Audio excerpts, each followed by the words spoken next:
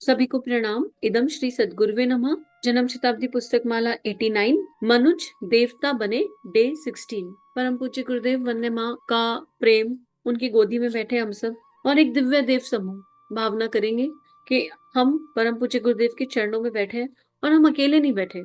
बहुत सारी आत्माएं, कोटिश कोटिश आत्माएं गुरुदेव के चरणों में बैठी हैं, जो मानव देह प्राप्त कर चुकी हैं और वो अपने जीवन के सौभाग्य को सराह रही हैं और गुरुदेव की इस लेखनी, उनके इस प्रवचन के माध्यम से अपने जीवन की खूबसूरती को निखार रहे हैं। हम मानव देह में आए हैं, मानवता प्राप्त कर रहे हैं। अब कल गुरुदेव बता रहे थे कि हमें आत्मनिर्भर होना है। आत्मनिर्भर होने के कई सारे आयाम हैं, इस पर गुरुदेव बात कर रहे थे। गुरुदेव कह रहे थे देवता बनाना चाहता हूं मैं आपको, मनुष्य देवता बने। और देवता कैसा होता है? देवता किसी के आगे कटोरा लेके खड़ा नहीं होता। देवता याचना नहीं करता। देवता भावनाओं की डिपेंडेंसी पर भी नहीं अटकता। देवता आत्मविश्वासी होता है, आत्मनिर्भर होता है। आत्मविश्वासी का मतलब क्या है? जिसकी आत्मा का प्रकाश जागृत हो चुका है, वो आत्मविश्वासी है। जिसकी जो भावनाओं के स्तर पर किसी पर डिपेंडेंट नहीं है। तो इसी का मनोविज्ञान गुरुदेव गहराई से समझा रहे थे। गुरुदेव इस क्रम में आगे लिख रहे हैं कि अगर हम क्या करें, सारी मुसीबत कहाँ आ रही है? हमारी जो डिपेंडेंसी है, इमोशनल डिपेंडेंसी, वो कैसे क्रिएट हो रही है? वो ऐसे क्रिएट हो रही है कि जब हम उम्मीद लगा लेते हैं भावनाओं के आधार पर किसी से। गुरुदेव कह रहे हैं परस्पर मिलना जुलना ना करें, पर अगर आप ये उम्मीद बनाए रखें कि अमुक आदमी यह करेगा तो बड़ी मुश्किल हो जाएगी।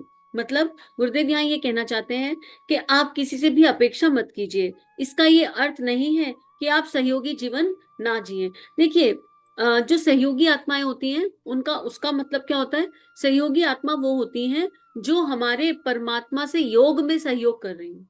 सहयोग, सह प्लस योग, साथ में मिलकर परमात्मा से जो योग होने वाला है उसमें सहयोग, वो आत्मा सहयोगी आत्मा कहलाई जाएगी। फिर उनका आवरण से व्यवहार कैसा भी हो, आवरण से कुछ भी किया उन्होंने उन्होंने हमें अच्छा कहा या बुरा कहा, पर अगर सामने वाले व्यक्ति के किसी एक्शन से, किसी कर्म से मेरा अपनी परमात्मा से योग स्ट्रांग हो रहा है, तो वो मेरी सहयोगी आत्मा है। लेकिन देह भाव में हम क्या सोचते हैं? देह भाव में हम सोचते हैं जो हमारे मन के हिसाब से कर रहा है, जो हमारी बटरिंग कर रहा है, वो सहयोगी आत्मा है।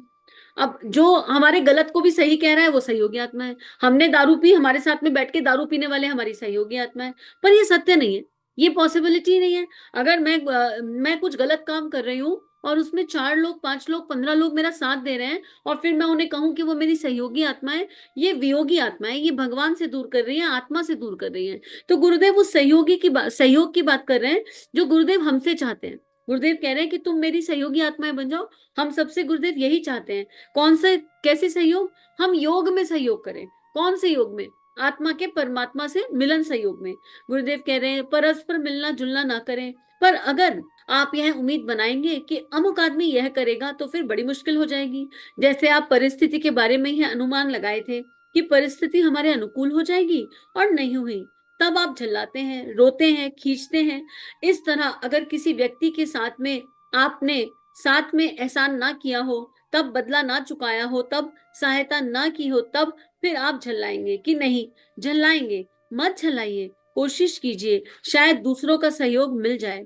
जिस सीमा तक सहयोग मिल जाए उस सीमा तक ठीक है, और अगर नहीं मिल पाता तो ना सही। अब गुरुदेव यहाँ ये भी कह रहे हैं कि हम सोशल एनिमल्स हैं। हम लोग, हमारा जीवन, मानव देह जो है जैसे पंच तत्वों से ग्रहण कर रही है, और ऐसे ही सोशली हम जो अगर मिलजुल कर नहीं चलेंगे तो फिर हम मानव देह की उस दिव्यता तक पहुंच नहीं पाएंगे। लेकिन आशा, अपेक्षा और उम्मीद केवल स्वयं से रखिए और अपने ईश्वर से रखने की आवश्यकता है, अपने गुरु से रखने की आवश्यकता है। तो गुरुदेव की भी तो हमसे कुछ आशा अपेक्षाएं हैं। तो गुरुदेव ये कह रहे हैं कि जब भी मेरे मन का नहीं होता, हमें झल्लाहट कब आती है, हमें गुस्सा कब आता है, हमें खींच कब आती है, एंजाइटी कब होती है, और रिश्तों में मनमुटाव कब आता है? जब सामने वाला मेरे मन के मुताबिक ना कर रहा हो। पर ये जो मेरा मन है, ये भी तो अभी आध्यात्मिक मन नहीं है। ये अभी वो वाला मन थोड़ा ना है जो आत्मा के निकट है। हमें गुरुदेव ने अच्छे से समझाया है कि हमारे 3 मन है। एक प्रवर्त मन है जो वृत्तियों से बना हुआ है। ये प्रवर्त मन सबको डोमिनेट करना चाहता है। देख लीजिए, ये प्रवर्त मन हमको खुद को भी डोमिनेट कर लेता है। हमारा विवेक ये जानता है कि हमें व्यसन नहीं करना चाहिए, लेकिन ये प्रवर्त मन हमें डोमिनेट कर लेता है और हमसे व्यसन करा लेता है, और बाद में हम रोते चिल्लाते रह जाते हैं। हमारा जो विवेक है, जो गायत्री रूपी विवेक है, जो प्रज्ञा है, जो रतंबरा है, जो प्रबुद्ध मन है, जो आध्यात्मिक मन है, उसको इस बात की समझ है कि हमें शांत रहना चाहिए, हमें अल्पाहार खाना चाहिए। उसको मानव जीवन का सारा मैनुअल पता है, लेकिन फिर भी हम गलत कर रहे हैं। किसके चलते? प्रवृत्त मन के। जो वृत्तियों से बना हुआ ये मन है, अगर ये मुझे ही अपने लिए सगा नहीं होने दे रहा, इस दुनिया में हम कहते हैं कि हम लोगों से प्यार करेंगे, हम तो अपने लिए ही सगे नहीं है। अगर हम अपने सगे हो जाएं, इस देह का बहुत अच्छे से ध्यान रखें। हम इस देह का भी ध्यान नहीं रख रहे। हमें प्रॉपर एक्सरसाइज करनी चाहिए, अच्छा आहार लेना चाहिए, प्राणायाम करना चाहिए, हमें बहुत सारी ऐसी साधनाएं हैं जो करनी चाहिए, लेकिन हम वो नहीं कर पा रहे हैं, क्योंकि हम प्रवृत्त मन के अधीन हो गए हैं। प्रवृत्त मन ने इंद्रियों को उलझा लिया है। इंद्रियों को आध्यात्मिक मन अगर विषय देगा, तो इंद्रियां इतनी बढ़िया चीज है, भगवान ने इतना बढ़िया टूल दिया इंद्रियों के माध्यम से, 5 सेंसेस के माध्यम से, कि इंसान खड़े पैर ईश्वर को मिल जाए। बहुत समय नहीं लगता फिर भगवान की प्राप्ति में। तो गुरुदेव ये कह रहे हैं कि मैं आपसे यही कहूंगा कि आपको जितना सहयोग मिल जाए उसके लिए आप कृतज्ञता का भाव रखें। देखो, एक बहुत सिंपल सा एग्जांपल ले लेते हैं। हमने घर में अपने घर में एक हाउस हेल्प ली, ठीक है। हाउस हेल्प को हमने कहा कि तुमको 30 दिन आना है महीने में, ठीक है। उसने कहा जी हम 2 छुट्टी लेंगे। हमने कहा चलेगा, तुम 2 छुट्टी ले सकते हो। अब हाउस हेल्प ली, उसको श्री दी, पैसे दिए, हम तो पैसे की एनर्जी पर रहते हैं मोस्टली। अब उसने एक दिन बिना बुनाए छुट्टी ले ली, तो हम उसका 28 दिन का किया हुआ काम भूल जाते हैं और वहीं पर उसको कोसने लगते हैं। इसका तो ऐसे ही है, ये तो बहुत बुरी है, ये लोग तो होते ही हैं। और उसको नहीं, उस पूरी की पूरी लेबर क्लास को, उस पूरे के पूरे वर्ग को हम गलत गलत सही कहने लगते हैं। क्या ये उचित है किसी भी दृष्टि से? हम ये भूल जाते हैं कि उन्होंने हमें कितना दिया है, और फिर ये नहीं देखते कि उनकी क्षमता कितनी ज्यादा है। वो एक लेडी एक दिन में 4 घर का काम कर लेती है, और हमसे हमारे एक घर का काम नहीं हो रहा। तो क्षमता तो उसकी ज्यादा है, अगर उसकी प्रतिभा देखा जाए तो उसकी ज्यादा है, भगवान ने जिसे जो दिया। तो गुरुदेव कह रहे हैं हमारे अंदर से क्योंकि ग्रैटिट्यूड की एनर्जी मिस हो गई है, हमें जो मिल रहा है हम उसके लिए आभार नहीं डाल रहे हैं, हम कृतज्ञता नहीं डाल रहे हैं। और हम कृतज्ञता डालते हैं किन चीजों के लिए डालते हैं? जहां हमें वैल्यू ऑफ मनी होता है, हम मनी से वैल्यू करते हैं। एक दिन, अभी और थोड़े दिन पहले बात हो रही थी, मान लीजिए मेरे हाथ में एक पेन है, हम पेन से लिख रहे हैं, ठीक है। अचानक से उसने चलना बंद कर दिया, तो हमारे मन में उस जड़ पेन के प्रति कोई संवेदना नहीं आएगी, उसे घिसेंगे ऐसे ऐसे से नहीं चलेगा, तो कई बार पटक देंगे। पेन खो जाते हैं, जल्दी जल्दी खो जाते हैं। सोने का हार खोया किसी का आज तक? वो लॉकर में पड़ा रहता है, रोजमर्रा में काम भी नहीं आता, वो नहीं खोता, लेकिन उसकी चिंता ज्यादा है। जहां पर पैसा ज्यादा खर्च हो गया वहां चिंता ज्यादा है। किचन में 100 चीजें हैं, एक छलनी रखी है, उसकी वैल्यू नहीं कर रहे। हमारा साइकोलॉजिकल माइंड जहां ये जानता है ना कि ये चीज तो हम खरीद सकते हैं दोबारा, हम उसकी वैल्यू नहीं करते। We are living life out of money, पैसे से कंट्रोल है सारा, और वही कंट्रोल हमने खुद को दे रखा, और इसी को मोह कहते हैं, डिटेल में इसे मोह कहते हैं। और गुरुदेव ने यही कहा, सारे संत ऋषि यही कहते हैं, इंसान अगर मोह के बंधन से मुक्त हो जाए, अहंकार से मुक्त हो जाए, तो उसके जीवन में आनंद आ जाए। और जब हम इस तरह की बारीक बारीक एनर्जी को समझेंगे, अपने भीतर गहरा उतरते हुए चलेंगे, और देखेंगे कि हम झल्ला कब रहे हैं, हम गुस्सा कब हो रहे हैं, हमारे अंदर ट्रिगर क्या हुआ, इसकी सारी डिटेल पिछले 3 ऑडियोज में दी है कि इसको एनालिसिस कैसे करना है, और फिर इसका समाधान क्या है। ये सारी डिटेल पिछले 3 ऑडियो में दी है। अब गुरुदेव कह रहे हैं कि अगर आपके जीवन में खींच रही, तो आप अपने लिए एक बहुत बड़े संकट का आमंत्रण दे रहे हैं, क्योंकि आप उस खींच से बचने का उपाय ही नहीं ढूंढ रहे हैं, और ये खींच जीवन का बहुत बड़ा दुख बन जाएगी। आप खींच से बचिए। खींच से बचने में दिक्कत क्या है? ये खींच ही बीमारी बनकर सामने आ जाएगी, सारे रिलेशनशिप स्पॉइल कर देगी। खींच से बचने में कोई दिक्कत नहीं है, आपको अपनी मनस्थिति बदलनी है। परिस्थिति बदले या ना बदले, अपने दृष्टिकोण को बदलने की आवश्यकता है। अगर दृष्टिकोण बदल देते हैं तो मैं आपको स्वर्ग में रहने वाला कहूंगा। देखो, जैसी दृष्टि वैसी सृष्टि, ये लाइन हम लोगों को रट लेनी चाहिए। और दृष्टिकोण बदलने के लिए जो बेस्ट वे आउट है, वो गुरुदेव ने उपासना समर्पण योग वाग्मय में बहुत डिटेल में समझाया है। गुरुदेव ने कहा, पहले तो ये मान लो बेटा, इतना सुंदर लगा वो पढ़ने में, कि ये पूरा संसार तुम्हारा अपना रिफ्लेक्शन है। तुम्हारे अंदर जो भी दुर्गुण है वही तुम्हें आसपास दिखाई देते हैं, भले वो इस जन्म का हो या पिछले जन्म का। लेकिन अगर तुम कह रहे हो कि यह आदमी बहुत स्वार्थी है, तो पहले अपने भीतर झांक के देख लेना, वो स्वार्थ तुम्हारे भीतर कहीं भरा हुआ है। इस जन्म भले ही वो दिख ना रहा हो तुम्हें। फिर दूसरा, थोड़ा भी हम माला आध्यात्मिक पथ पर चलने लगते हैं, और हमारे पैरेलल ऐसे लोग होते हैं जो हमें लगता है कि आध्यात्मिक नहीं है, क्योंकि हमारा आध्यात्मिकता का पैरामीटर है माला माला घुमाना। हम माला घुमा रहे हैं, बाजू वाला नहीं घुमा रहा।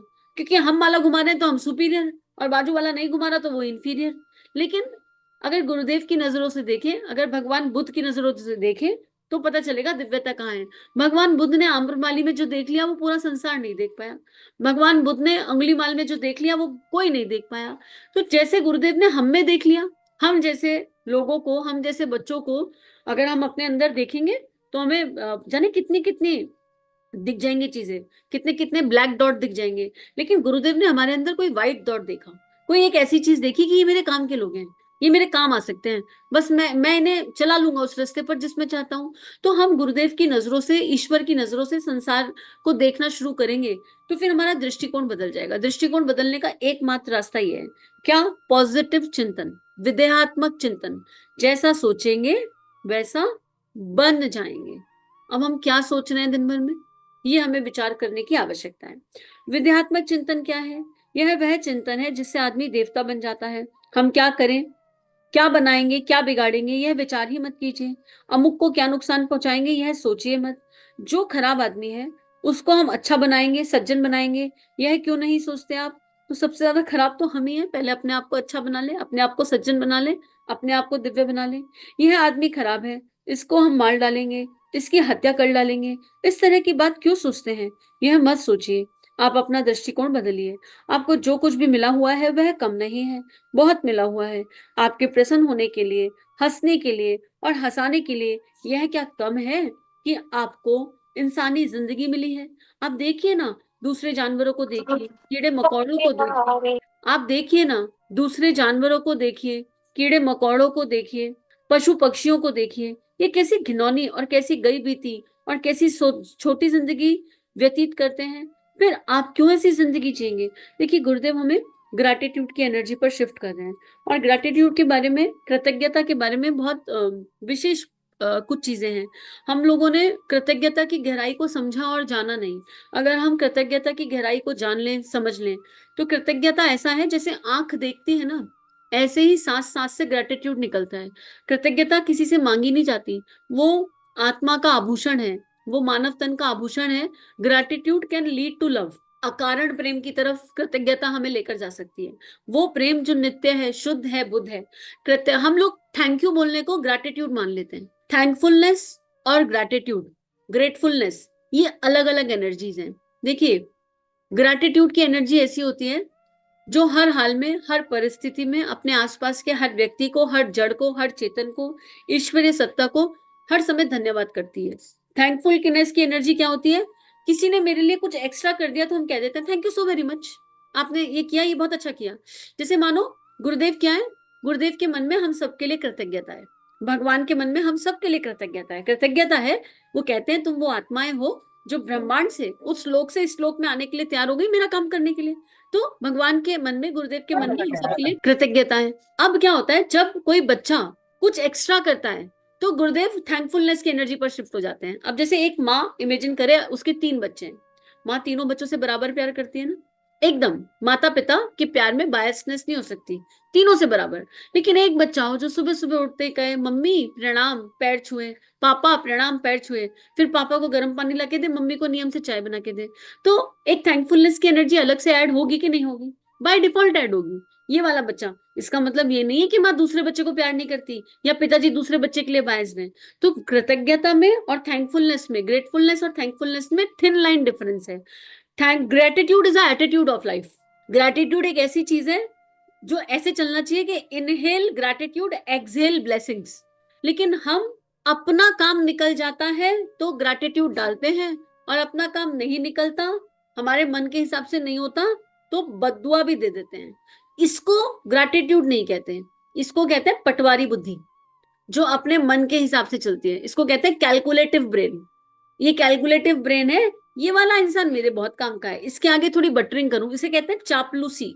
और गुरुदेव इन सब चीजों से हमें बहुत दूर करना चाहते हैं कि जिससे तुम्हारा मन मिल गया उसको बेटा तुम थैंक यू डालोगे, है ना, उसकी तुम लल्लो चप्पो करोगे, उसकी तुम चापलूसी करोगे, और जो तुम्हारे मन के हिसाब से नहीं कर रहा, भले ही बात सही कर रहा हो, उसको तुम दुत्कार दोगे। तो इसको कहते हैं स्वार्थी एनर्जी। और गुरुदेव हमें इनसे बाहर निकालना चाहते हैं, और उसके लिए एक ही तरीका है, पॉजिटिव थिंकिंग। पॉजिटिव, पहले परिस्थितियों के लिए, मना स्थिति बदले तो परिस्थिति बदले। एक बहुत ही प्यारी गुरुदेव की लेखनी है ये, हमें सबको इसको किताब को पढ़ना चाहिए। बहुत डिवाइन बुक है, बहुत अच्छी बुक है।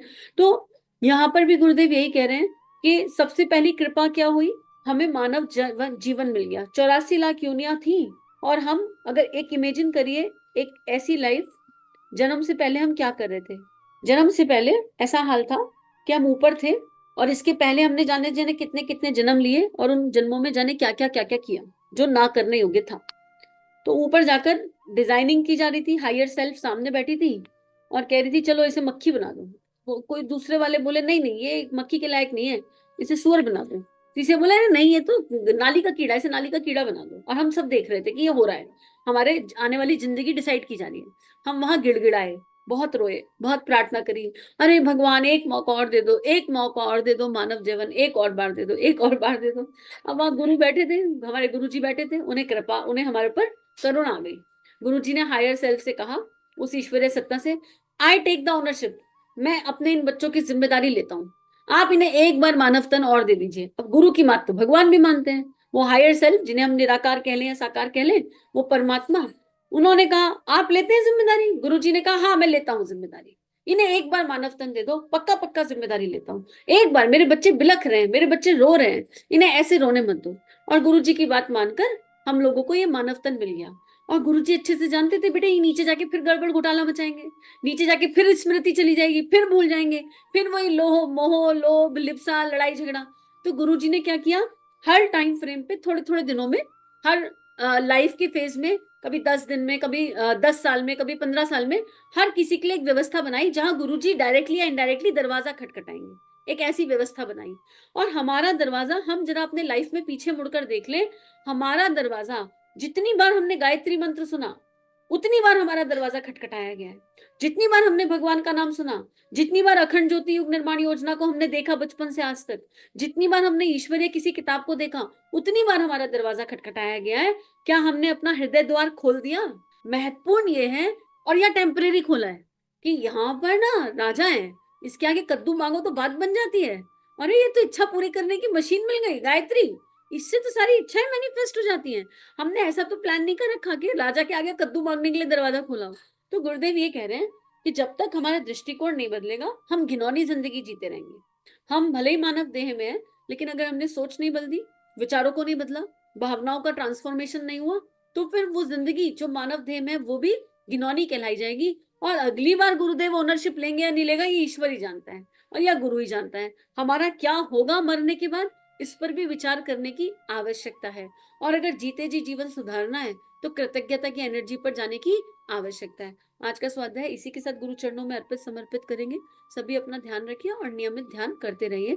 इदम श्री सद्गुरुवे नमः। सभी को प्रणाम। श्री प्रिया काउंसलिंग चैनल और देव परिवार चैनल पर जो वीडियोस आपको मिल रहे हैं, अगर ये आपके जीवन को बदल रहे हैं तो ये केवल गुरु कृपा है। आइए इस गुरु कृपा को विश्वव्यापी बनाएं। जो भी लिंक आप सुनते हैं, आपको जो भी लिंक अच्छे लगते हैं, उनको अपने व्हाट्सएप स्टेटस, फेसबुक स्टेटस, सारे सोशल नेटवर्किंग साइट्स पर लगाइए। इस टेक्नोलॉजी के माध्यम से आइए ऋषियों की, संतों की लेखनी को विश्वव्यापी बनाते हैं। जय हिंद, जय भारत। इदम श्री सद्गुरुवे नमः।